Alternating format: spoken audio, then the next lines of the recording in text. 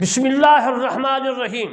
آج میں آپ کو نماز کی شرطوں کے متعلق مسائل احکامات کروں گا تاکہ آپ کو گھر بیٹھے مسائل جو ہے دینی اور نماز کے معلوم ہو جائیں، یاد ہو جائیں، حفظ ہو جائیں، کیونکہ وقت اس طرح ہے کہ ہر آدمی مصروف ہے۔ تو میں نے یہ سوچا کہ جو ہے آپ تک گھر بیٹھے نمازوں اور نماز کے شرطوں کے مسائل اور باقی مسائل عرض کروں۔ تقریر کرنے سے پہلے میں آپ کی خدمت میں ریکویسٹ کرتا ہوں کہ میرے چینل کرمانی ٹی وی، جس میں قرآن مجید فرقان حمید کی میں تفسیر لکھ رہا ہوں، اس کو آپ نے سبسکرائب، لائک، کمنٹ، شیئر ضرور کرنا ہے۔ اور دوسرا چینل کرمانی ٹی وی 3، جس سے میں آپ نمازوں کے جو ہے شرطوں کے متعلق مسائلات کر رہا ہوں، تو آپ نے اس چینل کو بھی ضرور سبسکرائب، لائک، کمنٹ اور شیئر ضرور کرنا ہے۔ اس بات میں جہاں یہ حکم دیا گیا ہے کہ نماز صحیح ہے یا ہو جائے گی یا جائز ہے، اس سے مراد فرض ادا ہونا ہے۔ یہ مطلب نہیں ہے کہ بلا کراہت، بلا ممانعت گناہ صحیح جائز ہوگی۔ اکثر جگہ ایسی ہیں کہ مکروہ تحریمہ و ترک واجب ہوگا اور کہا جائے گا کہ نماز ہوگی، کہ یہاں اس سے بحث نہیں ہے، مگر اس کو باب مکروہات میں انشاءاللہ ضرور آپ کی خدمت میں یہ مسائل عرض کروں گا۔ اور ان کے علاوہ یہاں شروط کا بیان میں عرض کر رہا ہوں، بے ان کے جو ہے ہوگی ہی نہیں۔ صحت نماز کی 6 شرطیں ہیں۔ طہارت پہلی، دوسرا 70 عورت، استقبال قبلہ، وقت، نیت، تکبیر تحریمہ، اللہ اکبر جس کا کرتے، یہ مسئلہ مطول کتاب میں موجود ہے، اور ان کے علاوہ فتاوی عالمگیری میں بھی موجود ہے، اور ان کے علاوہ باقی بحر الرائق ہے، باقی جو ہے کتاب فقہ کی، ان میں عزیزان محترم یہ مسئلہ موجود ہے۔ اور اب میں آپ کو طہارت کے متعلق مسئلہ عرض کرتا ہوں، یعنی مصلی کے بدن کا حدث، یعنی اکبر، حد سے اکبر، حد سے اصغر اور نجاست جو ہے حقیقیہ قدر مانے سے پاک ہونا، نیز اس کے کپڑے اور اس جگہ کا جس پر نماز پڑھے نجاست حقیقہ قدر مانے سے پاک ہونا، یہ مسئلہ فتاوی مطول میں موجود ہے، فتاوی عالمگیری میں بھی یہ مسئلہ موجود ہے۔ حدث اکبر یعنی موجبات غسل، اور حدث اصغر یعنی نواقض وضو، اور اس سے پاک ہونے کا طریقہ غسل و وضو کے بیان میں نے آپ کی خدمت میں عرض کر چکا ہوں۔ میرے چینل کرمانی ٹی وی 3 کو آپ سبسکرائب کریں گے، دیکھیں گے تو اس میں یہ مسائل موجود ہے۔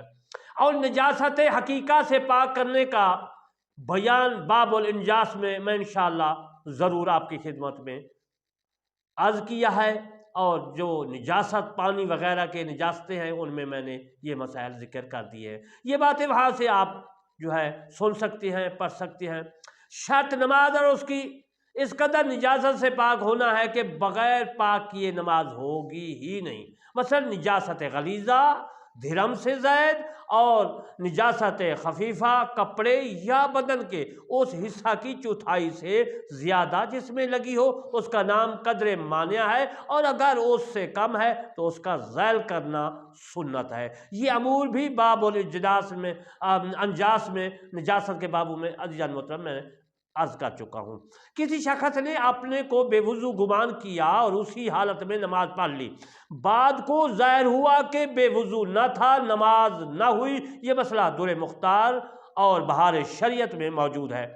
مصلی اگر ایسی چیز کو اٹھائے ہو کہ اس کی حرکت سے وہ بھی حرکت کرے، اگر اس میں نجاست قدر مانے ہو تو نماز جائز نہیں۔ مثلا چاندنی کا ایک سر اور اوڑھ کر جو ہے، چاندنی تو آپ سمجھتے ہیں نا، چاندنی کا ایک سرا اوڑھ کر نماز پڑھی اور دوسرے سرے میں نجاست ہے، اگر رکوع و سجود، قیام، وقوع، قعود، اس کی حرکت سے اور اس جائے نجاست تک حرکت پہنچتی ہے تو نماز نہ ہوگی، ورنہ نماز ہو جائے گی۔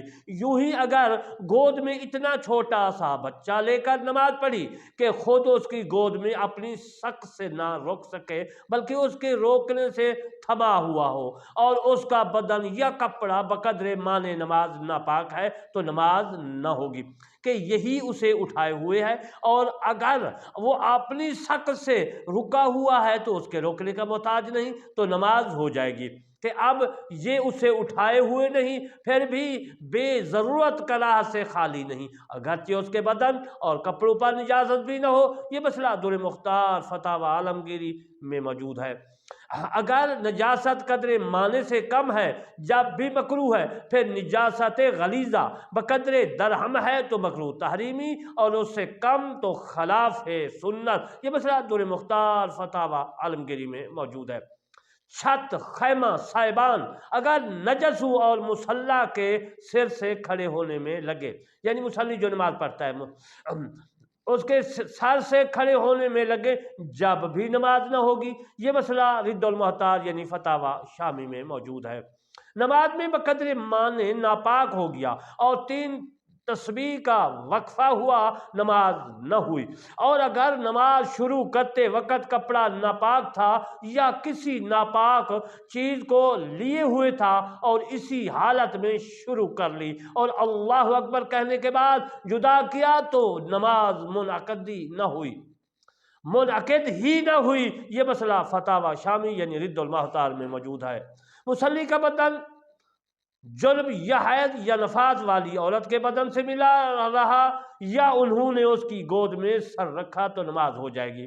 یہ حدیث بھی ہے کہ حضور صلی اللہ علیہ وسلم جو ہے اسی طرح بی بی عائشہ صدیقہ کے جب وہ حیض سے ہوتی تو آپ اس کے ساتھ بیٹھ کر یا کھڑے ہو کر نماز پڑھتے، اس کپڑوں کے ساتھ آپ کا کپڑا مل جاتا۔ یہ مسئلہ در مختار میں موجود ہے جو میں نے عرض کیا ہے۔ مصلی کے بدن پر نجس کبوتر بیٹھا نماز ہو جائے گی۔ یہ مسئلہ بحر الریق میں موجود ہے۔ جس جگہ نماز پڑھی اس کے طاہر ہونے سے مراد موضع سجود و قدم کا پاک ہونا ہے۔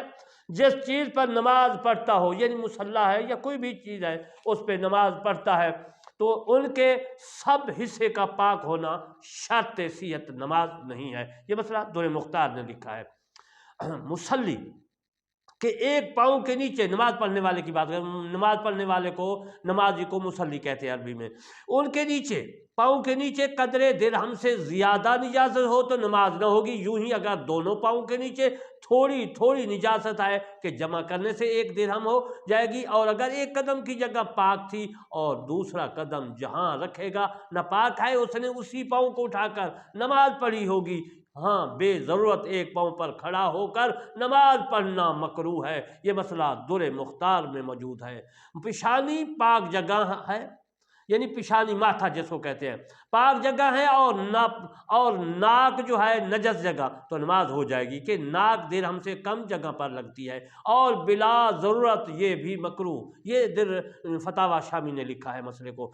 سجدہ میں ہاتھ یا گھٹنا نجس جگہ ہونے سے صحیح مذہب میں نماز نہ ہوگی۔ یہ مسئلہ رد المحتار فتاوی شامی میں موجود ہے۔ اور اگر ہاتھ نجس جگہ ہو اور ہاتھ پر سجدہ کیا تو بالاجماع نماز نہ ہوگی۔ یہ مسئلہ در مختار میں موجود ہے۔ آستین کے نیچے نجاست ہے اور اسی آستین پر سجدہ کیا تو نماز نہ ہوگی۔ یہ مسئلہ فتاوی شامی یعنی رد المحتار میں موجود ہے۔ اگرچہ نجاست ہاتھ کے نیچے نہ ہو بلکہ چوڑی آستین کے خالی حصے کے نیچے ہو، یعنی آستین فاضل نہ سمجھی جائے گی، اگرچہ وہ جو ہے دبیز ہو کہ اس کے بدن کے تابع ہے، بخلاف اور دبیز کپڑے کے نجس جگہ بچھا کر پڑھی اور اس کی رنگت یا بو محسوس نہ ہو تو نماز ہو جائے گی، کہ یہ کپڑا نجاست و مصلی میں فاصل ہو جائے گا، کہ بدن مصلی کا تابع نہیں ہے۔ یوں ہی اگر چوڑی آستین کا خالی حصہ سجدہ کرنے میں نجاست کی جگہ پڑے اور وہاں نہ ہاتھ ہو نہ پیشانی یعنی ماتھا تو نماز ہو جائے گی، اگرچہ آستین باریک ہو کہ اب اس کی نجاست کو بدن مصلی سے کوئی تعلق نہیں۔ اگر سجدہ کرنے میں دامن وغیرہ نج زمین پر پڑے تھے اور تو مضر نہیں ہے۔ یہ مسئلہ بھی فتاوی شامی میں موجود ہے۔ اگر نجس جگہ پر اتنا باریک کپڑا بچھا کر نماز پڑھی اور جو ستر کے کام میں نہیں آ سکتا، یعنی اس کے نیچے کی چیز جو ہے جھلکتی ہو، نماز نہ ہوئی، اور اگر شیشہ پر نماز پڑھی اور اس کے نیچے نجاست ہے اگرچہ نمایاں ہو ظاہر ہوگی، تو عزیزان محترم یہ مسئلہ فتاوی شامی میں موجود ہے، یعنی رد المختار میں۔ تو پھر میں آپ کو دوسری شرط ستر عورت کے متعلق مسئلہ عرض کروں گا، اور میں اب آپ کی خدمت میں ریکویسٹ کرتا ہوں کہ میرے اس چینل کو آپ نے سبسکرائب، لائک، کمنٹ اور شیئر ضرور کرنا ہے، تاکہ یہ لوگوں تک مسائل پہنچے اور وہ یاد کریں، کیونکہ یہ اہم اور ضروری مسائل ہے۔ وما علینا الا البلاغ المبین۔